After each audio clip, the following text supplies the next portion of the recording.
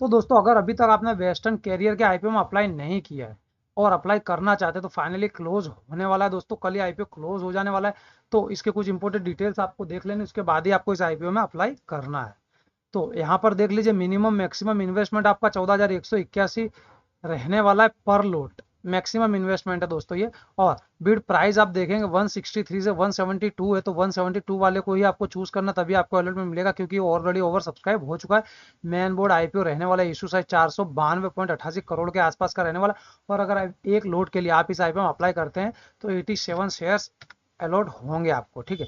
तो इसके subscription figures देखेंगे तो लगभग लगभग यहाँ पर 5 गुना के आसपास के सब्सक्रिप्शन आपको देखने के लिए मिल जाएंगे। डे 1 सब्सक्रिप्शन आप देखेंगे तो 0.70 गुना थे, लेकिन डे 2 यहाँ पर देखेंगे तो लगभग 5 गुना के आसपास सब्सक्राइब हुआ। वहीं रिटेल कैटेगरी में देखेंगे तो 7 गुना से ज्यादा ऑलरेडी आईपीओ सब्सक्राइब हो चुका है। और नॉन इंस्टीट्यूशनल इन्वेस्टर की बात करें तो 5 गुना से ज्यादा सब्सक्रिप्शन हो चुके। क्वालिफाई इंस्टीट्यूशनल बायर्स में यहाँ पर वो रिस्पॉन्स नहीं मिला जो मिलना चाहिए था, लेकिन अमूमन लास्ट वाले दिन ही ये लोग यहाँ पर अच्छा खासा रिप्लाई देते हैं। तो लास्ट वाले दिन देखना होगा कल यहाँ पर क्या होता है। तो सब्सक्रिप्शन तो ठीक ठाक है। चलिए इसकी जीएमपी भी देख लेते हैं। तो जीएमपी पर अगर आप नजर डालें वेस्टर्न कैरियर्स की, तो 55 रुपीज के आसपास चलिए, 172 की कट ऑफ की प्राइस है। 32% के लिस्टिंग गेंस के लिए आपको यहाँ पर अप्लाई करना पड़ेगा। तो उसके हिसाब से आपको कितना बेनिफिट मिल सकता है अगर आप एक लोड के लिए अप्लाई करते हैं तो यहाँ पर आप देखेंगे 55 रुपीज के आसपास की जीएमपी चल रही। 87 का एक लोड यहाँ पर रहने वाला, लगभग लगभग 4,785 रुपए के आसपास आपको मोटा मोटा लिस्टिंग गेंस मिल सकता है। अगर आप लिस्टिंग गेंस लेने के लिए अप्लाई करते हैं तो लिस्टिंग गेंस आपको अच्छा खासा देखने के लिए मिला, लेकिन फिर भी मैं कहूंगा कि ज्यादा रिस्क अगर आप लेते हैं और लॉन्ग टर्म का नजरिया, तभी आपको इस आईपीओ में अप्लाई करना चाहिए, क्योंकि उतना अच्छा लिस्टिंग गेंस नहीं है जितना अमूमन इसका होना चाहिए। तो चलिए इसके कुछ और इंपोर्टेंट डिटेल्स पर हम नजर डालेंगे। तो आईपीओ ओपन कब हुआ था? 13 तारीख को ओपन होता, 18 को क्लोज हो जाएगा दोस्तों। इसके साथ प्राइस बैंड 163 से 172, 492.88 करोड़ के आसपास का आईपीओ, उसमें से फ्रेश इशू 400 करोड़ रुपए का एक अच्छा पॉजिटिव पॉइंट आपको देखने के लिए मिल जाता है। यहाँ पर रिटेल कैटेगरी 35% रिजर्व है, क्यूआईबी 50%, एनआईआई 15% के आसपास रिजर्व है।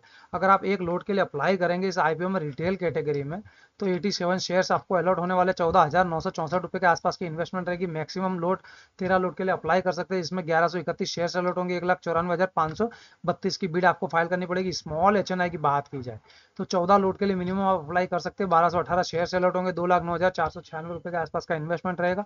बिग एचएनआई में 67 लोड के लिए अप्लाई करना, 5829 शेयर्स अलॉट होंगे। 10,02,588 रुपए के आसपास का आपका मैक्सिमम इन्वेस्टमेंट यहाँ पर रहेगा। तो अलॉटमेंट डेट कब है? अलॉटमेंट 19 तारीख को स्टार्ट हो जाएंगे, 20 को आ जाएंगे रिफंड।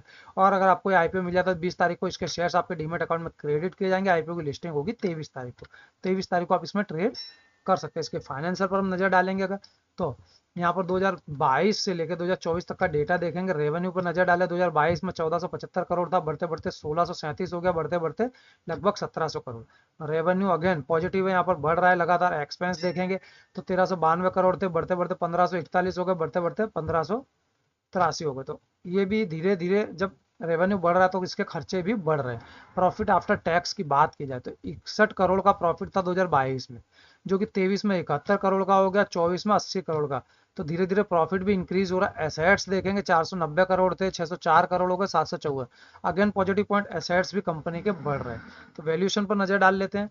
तो आरओई देखेंगे 22.41%, आरओसी देखेंगे तो 19.23%, EBIT margin 9.01%, profit after tax margin 4.77%, डेप्ट of equity 0.67%, earning per share 10.21 basis है। और रिटर्न ऑन नेटवर्थ अगर आप देखते हैं 20.17 है।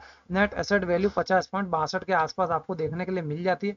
इसके कंपेटिटर की बात की जाए तो यहाँ पर टीसीएल एक्सप्रेस देखने के लिए मिल जाएगा, महिंद्रा लॉजिस्टिक देखने के लिए मिल जाएगा, कंटेनर कॉर्पोरेशन ऑफ इंडिया।